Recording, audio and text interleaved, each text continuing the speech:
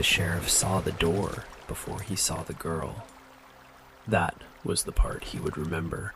Not the smoke, not the creak, not even the pistol on his own hip, which suddenly felt like the least useful object a man had ever carried into the mountains. The door was hanging beneath a limestone shelf where no house had any right to be. 4 pine planks, 1 cross brace, a leather hinge, a wooden latch polished by use. Behind it, warm smoke breathed out of a stone chimney built into the cliff.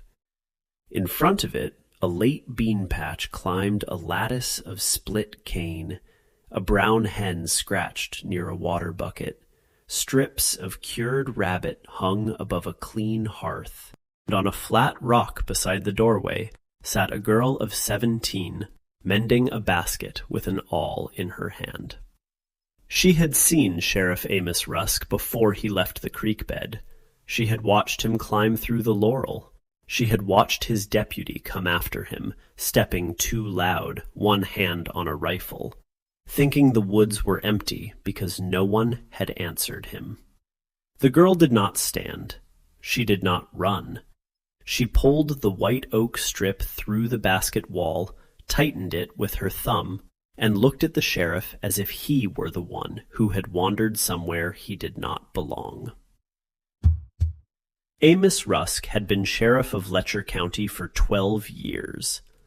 7 illegal stills, 2 stolen horses, 1 dead gambler in a chestnut hollow, and more family trouble than any lawman could carry without it changing the way he slept.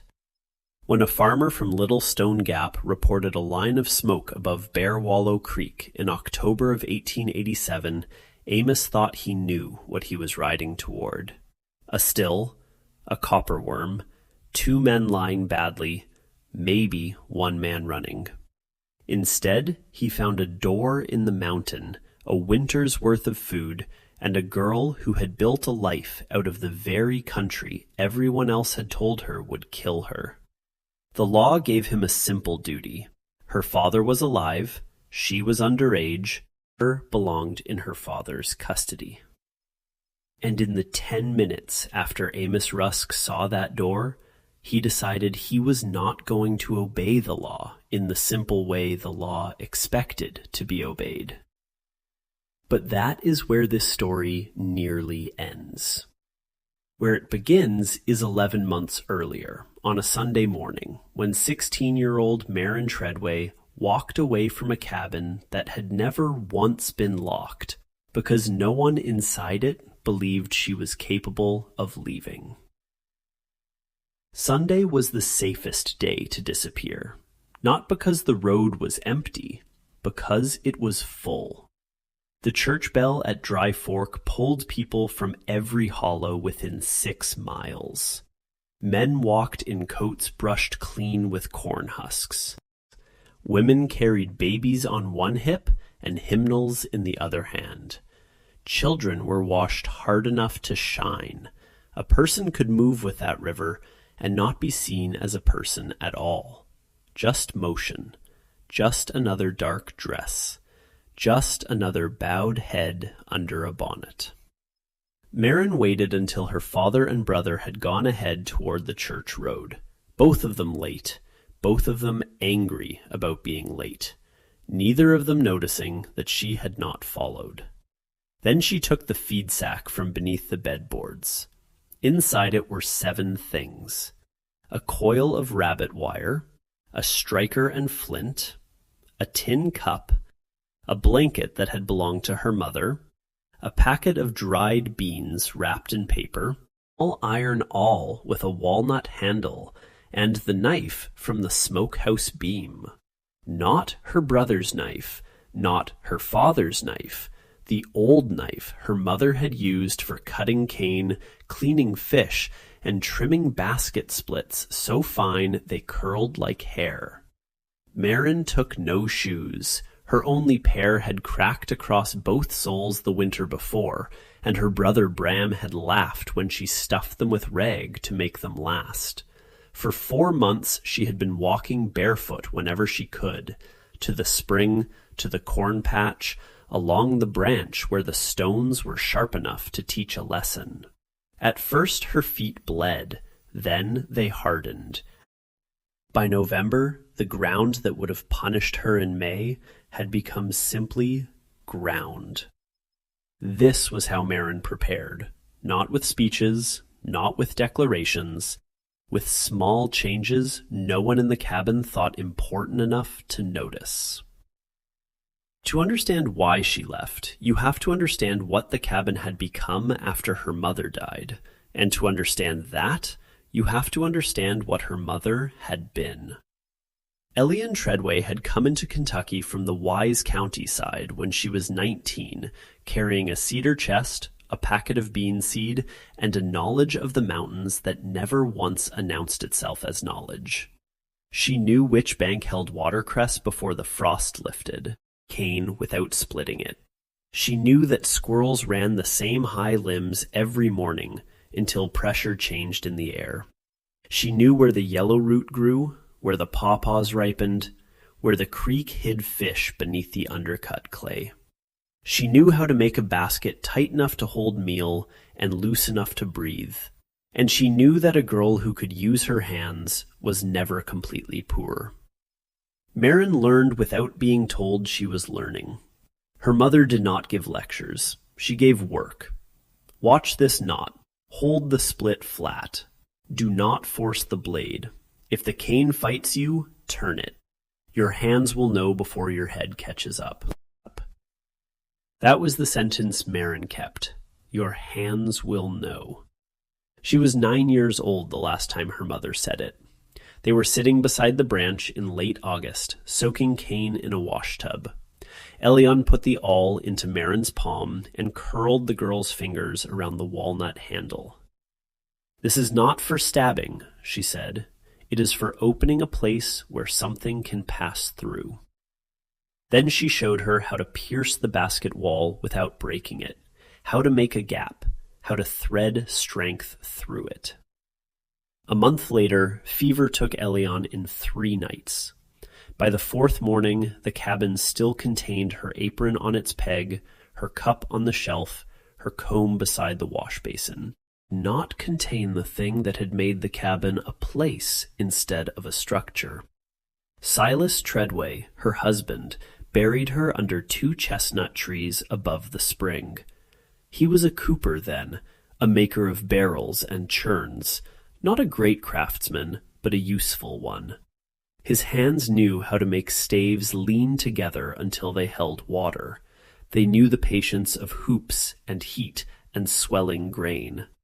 For 1 year after Elion died, his hands kept working. For the 2nd year, they worked when they had to. By the 3rd, they mostly held a jug. The tools in the shed rusted in their rack. The shave horse split down the middle from weather. The barrel he made stood in the corner of the cabin, a tight white oak flour barrel with Elion's initials burned under the rim. Bram used it as a seat when his boots were muddy. Maren saw it every day. She saw the proof that her father had once known how to make something useful and watertight. That proof made his failure worse. A man who had never held anything together might have been easier to forgive. After Elion died, the house did not ask who was old enough to carry it. It only began falling. So Maren carried it. At 10, she banked the fire. At 11, she made the bread. Washed Silas's shirts, set Bram's plate, patched both their clothes, cleaned the lamp glass, kept beans from molding, kept the spring bucket full. By 14, she had become so necessary that nobody saw her. A necessary thing is rarely looked at. You look for it only when it fails. And Maren did not fail. That was her mistake, and her survival at the same time. Bram was 3 years older, with Silas's broad wrists and none of Elion's restraint. He had grown into size before he grew into sense, and once he learned that his father was too tired to stop him, the cabin rearranged itself around Bram's temper. Maren learned the sound of his step when whiskey had loosened it. Learned which silence meant boredom and which silence meant danger. She learned not to stand between him and a door. She learned that a table can trap you as well as a lock can if the wrong person is standing on the other side of it. The night that changed everything did not begin as a large night. Most large nights do not. Maren was kneeling by the hearth, scraping ash from the Dutch oven. Her apron was tied behind her back in a square knot, the way Elian had taught her. Bram came in drunk enough to be cheerful. That was always worse. He hooked 2 fingers through the apron strings and pulled. The knot tightened against Maren's waist. He hit the edge of the table hard enough to drive the breath from her body. Bram laughed, not because anything was funny, but because her pain had made a sound, and the sound belonged to him. He let go and went outside. Maren stayed bent over the table, one hand on the wood, trying to bring air back into her chest. Then she understood something simple. An apron string was a handle. A braid could be grabbed. A sleeve could be seized. A duty could be used like rope. She could not remove every handle they had made of her, but she could remove this one. Silas slumped in his chair, and Bram's breathing thickened on the pallet. Maren took her mother's cane knife and cut the apron strings clean off. Not shortened, not retied, cut off. She fed them into the coals and watched them blacken, curl, and vanish. The next morning, Bram asked how she expected to keep an apron on without strings. Maren did not answer. She was sharpening the awl. The sound of iron against stone carried farther than words. Through October she prepared in pieces, never enough at one time to make a pattern. A handful of beans moved from the meal shelf to the crack behind the wall, a foot of wire from an old snare, a strip of blanket rolled tighter each night. She studied the Sunday road. She studied the church bell. She studied the creek above the spring, because water could carry her into country where wagon tracks could not. The last Saturday night, Bram knocked her cup from the table because the coffee was weak. Silas watched it spill. He did not look at her. That was when Maren stopped hoping for a witness. Not help. She had stopped hoping for help years before. A witness would have been enough. Someone to see what was happening and know that it was happening. But Silas had become a room with a man-shaped shadow sitting inside it. You could speak into that room all day and never disturb the dust. Before dawn on Sunday, Maren put the feed sack over one shoulder and stepped outside. The air was cold enough to show breath. The church bell began its first slow ringing from the hollow. She went down the path, past the spring, into the creek, and followed the water north through rhododendron so thick it closed behind her like a hand. No one called her name. No one heard her leave. She walked in the creek because the creek left no trail. By afternoon her legs were numb to the knee, and the feed sack had worn a raw place into her shoulder. She stopped under a hemlock and ate 6 dried beans she had soaked in creek water until they softened enough to swallow. The mountains did not welcome her. That was important. They did not open. They did not bless. They did not say she had done the right thing. They were cold, wet, steep, and indifferent. Cold, wet, steep, and indifferent. But their indifference had one great mercy. It was honest. A stone did not strike because it was angry. Rain did not fall because it wanted obedience. Cold did not come home drunk. By the second morning, Maren found the ledge. It was not a cave exactly, more a shelf of limestone thrust from the side of the ridge, deep enough to keep rain off, high enough to see the creek, hidden behind laurel from anyone passing below. The back wall held warmth from the sun. Maren pressed both palms to it. Stone warmth moved slowly, It did not flatter. It did not promise. It simply gave back what had been given to it. She stood with her hands on the cliff and felt, for the first time she could remember, a wall that did not require her to listen for footsteps on the other side. That decided her. She would not cross into Virginia. She would not go to an aunt who had never asked for her. She would stay where staying required work, but not permission. She dropped the feed sack beneath the ledge. Then she began to build. The first wall was not pretty. It did not need to be.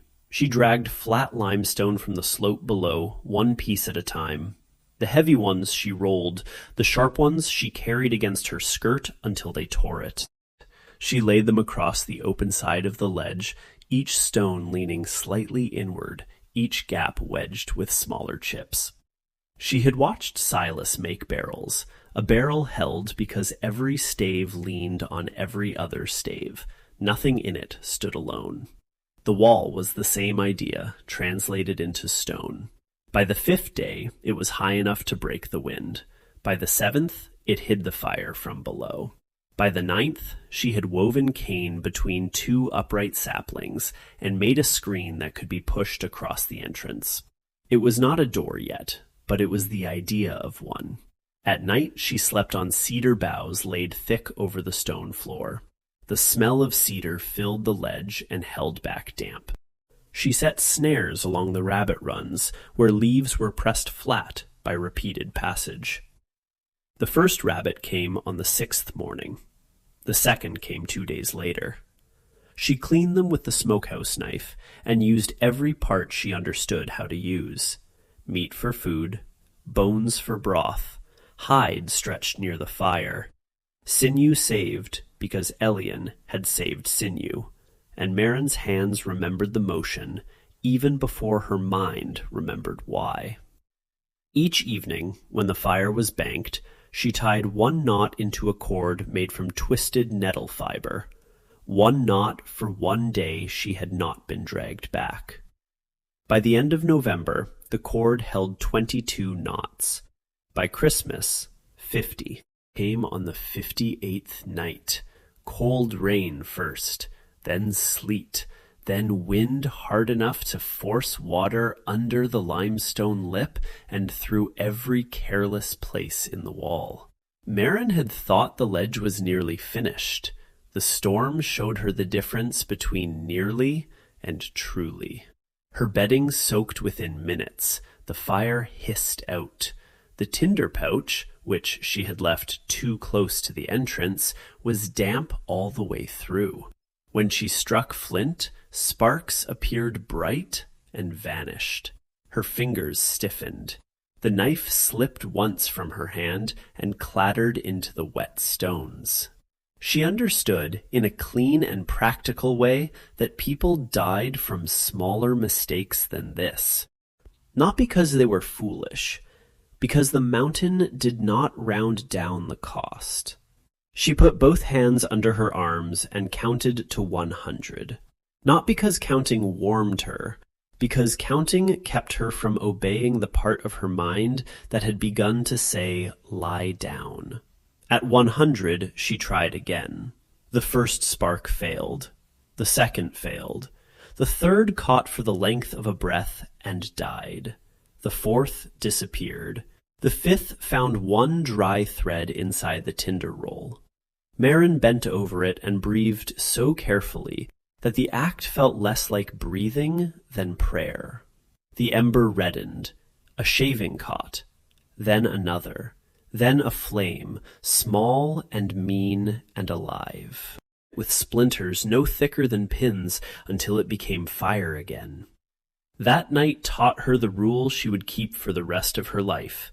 Do not trust almost. The next morning, before eating, she rebuilt the wall higher. She packed clay into the wind gaps. She carved a rain trench along the stone floor so water would turn before reaching the bedding. And she wrapped the tinder pouch in rabbit hide and hung it from the back wall, where no storm could reach it unless the mountain itself opened. The 61st knot was thicker than the others. Her hands tied it that way without asking. By February, Maren had stopped expecting to be found on the boot print. It was beside her lower snare line, pressed deep into thawed mud, a man's heel, fresh. The mark did not frighten her in the old way. Old fear made her smaller. This fear made her precise. She moved the snares before noon. She stopped burning daylight fires. She brushed her tracks with cedar branches. She dug a storage pit under a fallen poplar and lined it with flat stones, then moved every smoked strip of meat into it by dusk. 3 days later, the hunter came. He was not Bram. That mattered and did not matter. He was a lean man in a patched coat, carrying a long rifle across his shoulder. He found the old storage pit by accident and stood above it, staring down at the empty hole with the puzzled look of someone who had discovered that the woods were keeping accounts he had not been allowed to read. Maren stepped from the laurel above him. The knife was in her hand, not raised, not hidden. His eyes went to the knife, then to her bare feet, then to her face. For a moment, neither of them spoke. Finally, he said, "This yours?" Maren said, "You already know it is." He looked back at the pit. "You living up here?" "That is not your question to ask." The man swallowed. Something in him knew that the correct action was retreat. He took it. Maren moved the storage pit again. Then she sat by the ledge and realized what had passed through her when she saw him touching what she had built. It was not panic. It was ownership. She had never owned anything cleanly before. Not a plate, not a bed, not even her own time. But the wall was hers. The food was hers. The fire was hers because she had kept it alive. And defending what is yours feels different from protecting what someone else has assigned you to maintain. That difference entered her body and stayed. Spring came in pieces. A thaw, then hard frost. Moss brightening on the north side of stones. Ramps pushing through black soil, getting high with snowmelt, then clearing again. Maren planted 3 rows of beans beside the ledge from the packet she had carried out of the cabin. She mixed ash into the soil, broke the ground with a sharpened stake, and set each seed with 2 fingers. Only half came up. She replanted. When the first leaves unfolded, she crouched beside them for a long time, not smiling exactly, but feeling something that made smiling too small a word.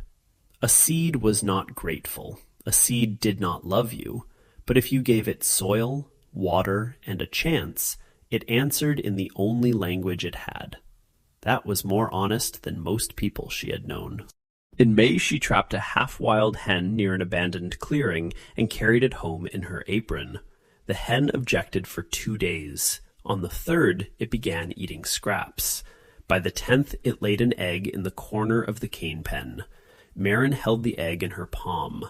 Small, warm, complete. The ledge had stopped being only a place she survived. It was beginning to be a place that returned labor. By June, the nettle cord held 212 knots. By August, 290. By the first cool week of September, the hunter told his story at a store near the church road.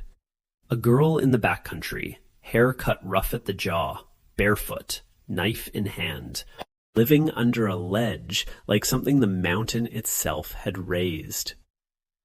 Stories in a hollow do not move in straight lines. They seep from store bench to porch, from porch to wash line, from wash line to church steps. By the time the story reached Dry Fork, it had become strange enough to scare some people, and plain enough to confirm what a few people had already suspected. One of those people was Nettie Crow. Nettie was 66, narrow as a fence rail, and known for seeing what others trained themselves not to see. She lived near the church road and remembered the Sunday Maren walked north with a feed sack. She remembered because she had noticed the sack. Remembered because Maren had not looked like a girl going to church. She had looked like a person measuring distance. Nettie had written once to the aunt in Wise County everyone claimed Maren had gone to. The aunt wrote back that she had seen no such girl. Nettie kept that letter in a Bible, not because she trusted the Bible to protect it, but because men who opened drawers without asking rarely opened Bibles. When the hunter's story reached her, Nettie waited one day. Then she went to Sheriff Amos Rusk. She did not ask him to fetch Maren. She did not ask him to leave her. She said only, "Before the preacher gets hold of this and dresses it in duty, you need to answer one question." Amos looked at her across his desk. Nettie said, "If you drag that child home, what exactly are you dragging her back to?" Then she left. Questions like that do not end when the person who asks them leaves the room. They stay. They sit in the chair across from you. They walk behind your horse. They wait at the foot of the bed when you try to sleep. A week later, Amos followed the smoke up Bear Wallow Creek and found the door. The door had not been there in spring. Maren built it in late summer from pine slabs split out of a wind-fallen tree. Had no saw, so every board was uneven. She burned holes through the hinge side with a heated nail she had found on an old logging grade, then laced the door to a post with strips of cured deer hide. It did not keep the world out. No door can do that. It allowed her to decide when the opening was open. That was enough to make it sacred. Amos understood that before he had words for it. He stood below the ledge with his hat in his hands, looking at the wall, the beans, the hen, the smoke rack, the door. Then he looked at the girl. "What is your name?" "Maren Treadway." "How long?" 11 months. The deputy, Ben Klein, shifted behind him. 11 months meant winter. January that had split water troughs across the county. It meant the 2 men who had died trying to cross Pine Spur in sleet. It meant a 16-year-old girl had survived with no horse, no stove, no proper roof, and no man's permission. Amos asked, "Who built this?" Maren held the basket in her lap. "I did." "The wall?" "I did." "The door?" "I did." "The garden?" She looked at the bean poles. "I did." Each answer landed harder than the last. Not because she spoke with pride, because she did not need pride. Facts do not raise their voices. "Father is alive." "I know." "He has legal custody." "I know." "The law says I'm supposed to bring you back." Maren threaded the awl through the basket wall and pulled the cane strip tight. Then she said, "Do you see anything here that belongs to him?" No one answered. The hen scratched once near the bucket.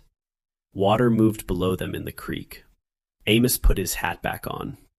"Do you want to return?" "No." It was the smallest word in the language and the strongest structure on that ledge. Amos turned and walked down the slope. Ben followed him to the creek, then stopped. "You know what the law says." Amos untied his horse. "Words it uses?" "That is not the same?" "No." Ben looked back up toward the hidden door. "She is a minor. She is alive." "Those are not competing facts." "They are today." Ben's face tightened. "The judge will not like this." "The judge is not standing in front of that door." Amos put one foot in the stirrup, then paused. "There are things a man says only when silence becomes a lie." "I left a house at 15, he said. "No one came for me. I have thanked God for that neglect every year since. Ben did not answer. He had never heard Amos speak of his own childhood. Most men mistook privacy for emptiness. They did not understand how much could be stored behind a closed face. They rode back without speaking. Amos went first to the Treadway cabin. Silas was in the chair. Bram stood near the hearth, older than Maren, larger than Maren, and somehow smaller than the story Amos had been told about him. The cabin smelled of old grease, wet wool, and neglect. No woman had kept that house for 11 months. It showed. Amos said, "Maren is alive." Silas blinked at him. For 3 seconds, Amos watched the man's face and waited for the human things. Relief, fear, a question, a father's body leaning toward news of his child. Nothing came. Silas looked at his cup. Then he said, "She well?" It was not enough, but it was something. "She has shelter," Amos said. Food, fire, a garden." Bram stepped forward. "She needs brought back." Amos looked at him. "Why?" Bram frowned, as if the question were stupid. "There is work." There it was, the whole truth, ugly because it had not bothered to disguise itself.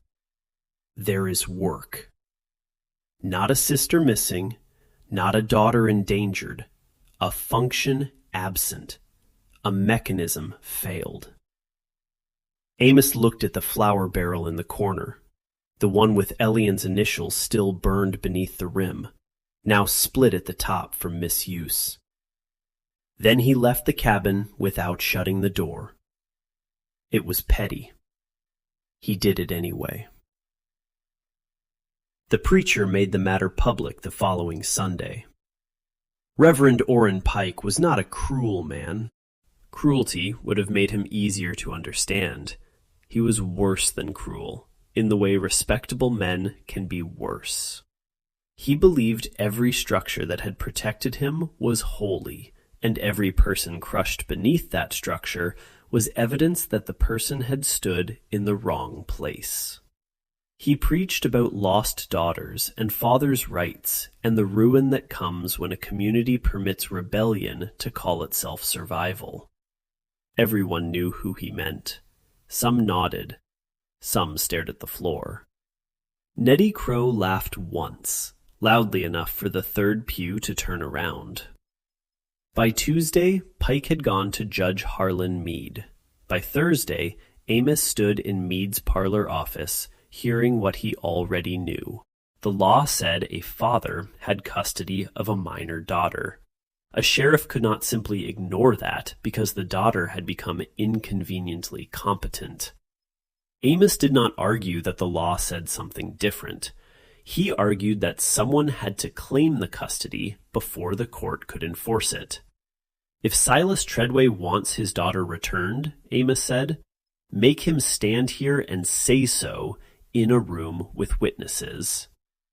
Judge Meade leaned back. He was an institutional man, and institutional men are often more dangerous than wicked men because they know which paper makes a thing real. But he was not a fool of the trap Amos was building, and, more importantly, why the trap deserved to be built. He summoned Silas. The hearing took place in October, 1 year and 9 days after Maren had walked into the creek. Silas arrived with Bram gripping his arm, steering him like a reluctant mule. Reverend Pike stood by the mantel. Nettie Crow took the best chair without being invited.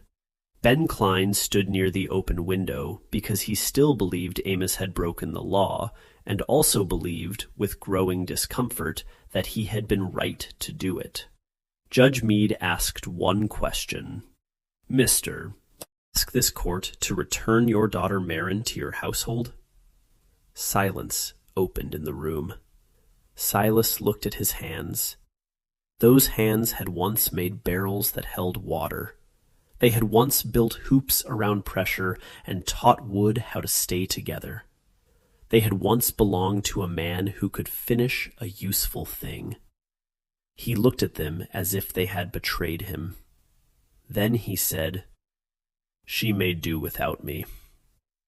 Bram hissed, "Say you want her back." Silas did not look at him. "She may do," he repeated.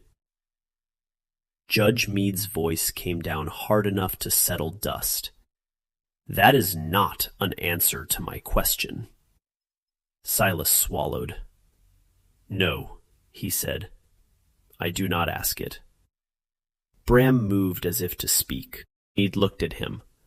"One more word from you, and I will have the sheriff put you outside." Bram said the word anyway. "She owes—" Amos had him by the collar before the sentence finished. Not violently, not dramatically, just efficiently. He placed Bram on the porch and shut the door between them. Inside, Reverend Pike began speaking about order, obedience, the danger of letting a girl become a law unto herself. Judge Meade listened until the preacher ran out of breath. Then he said, "A girl who survived last winter under a rock ledge has shown more order than half the farms in this county." Pike opened his mouth. The judge raised one hand. "I will not force a child into a house where the only stated need for her is labor. If that offends your doctrine, Reverend, improve the doctrine." That was the ruling. Freedom in the grand language of speeches, not emancipation written in a book.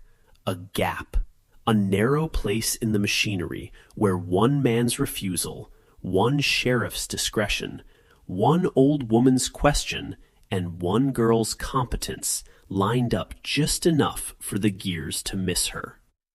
Sometimes mercy is not a door. Sometimes it is the failure of a lock to catch. Amos returned to the ledge in November with 3 things tied behind his saddle: a sack of salt, a coil of better wire, and a small iron hinge taken from a smokehouse door that had burned years before. Maren accepted the salt first, the wire second. Hinge over in her hand and said, "I have leather." "I know." "Leather works." "I know." She looked at him. He looked at the pine door. "Doors that get used deserve iron," he said. That was all. She mounted the hinge 2 days later. The first time the door swung clean and shut with its own weight, she stood inside the ledge and listened to the latch fall. It was a small sound, wood against wood, iron settling. But no sound in the Treadway cabin had ever meant what this one meant. This was not a door closed on her. This was a door closed by her. The difference was the whole world. Amos came twice a year after that, spring and fall, never with too much, never staying long. He brought salt, wire, seed, once a cracked mirror no bigger than his palm, because Maren had mentioned trimming her own hair by touch and cutting her ear. Ben Klein never came up to the ledge, but every October a packet of nails appeared at the lower trail, wrapped in oilcloth. No note, no name. Maren used them without asking. Some gifts are cleanest when no one tries to make them into proof of goodness. Nettie Crow died in the winter of 1890. Amos brought the news in spring.